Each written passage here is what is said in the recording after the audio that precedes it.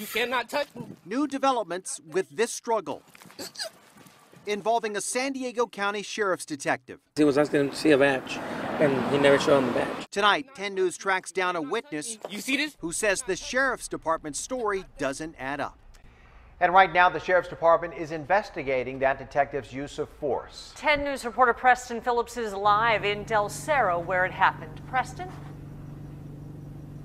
Yeah, right here on the 6300 block of Lambda Drive in Del Cerro. Spoke with both witnesses tonight who watched that detective put his arm around that man and struggle from one side of the street all the way to the other. Both witnesses telling me they felt that detective's use of force, or any force at all, was completely unnecessary. You cannot touch me. Sit down. Sir, can you call the police? Sit down. Sir? You cannot touch me. You cannot touch me. This is the video shot by security guard Robert Branch that shows San Diego Sheriff's Detective Paul Ward taking him down with what the Sheriff's Department calls a carotid restraint maneuver in a Del Cerro neighborhood last Monday. I see a bright white light. I'm thinking I'm dead. Branch says he was followed to the neighborhood from Interstate 8 by the detective who was wearing plain clothes in an unmarked car. The Sheriff's Department claims Ward followed Branch because he was driving recklessly. Branch claims Ward tried to force him off the freeway. I'm in the dirt. We side by side now. We're literally side by side. So I start picking up speed just to get back on the freeway. When Ward pulled up behind Branch, Branch did not know he was a sheriff's detective. I don't see a gun. I don't see a badge. I don't see anything, no handcuffs. And he pulls out his wallet saying San Diego Sheriff's Department. The Sheriff's Department claims Ward properly identified himself, showing his badge, identification card, and verbally advising he was a deputy sheriff. But Pablo Martinez, who says he witnessed the entire incident from feet away, says not so. He kept on telling him, who are you? He kept on asking him, who are you? Show me something that tells me who you are. And the guy just wouldn't show him.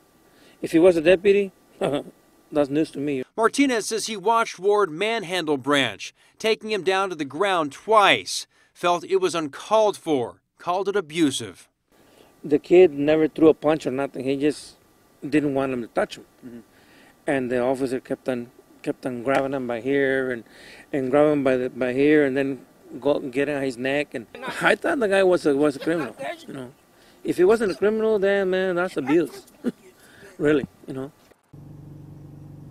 Martinez, by the way, tells me he was never interviewed by investigators. The witness who was tells me at one point the detective's gun came flying out of his ankle holster and sliding across the street. Tells me he picked it up and held it until backup arrived. Branch, meantime, was arrested and is being charged with obstruction of justice, resisting arrest, and reckless driving.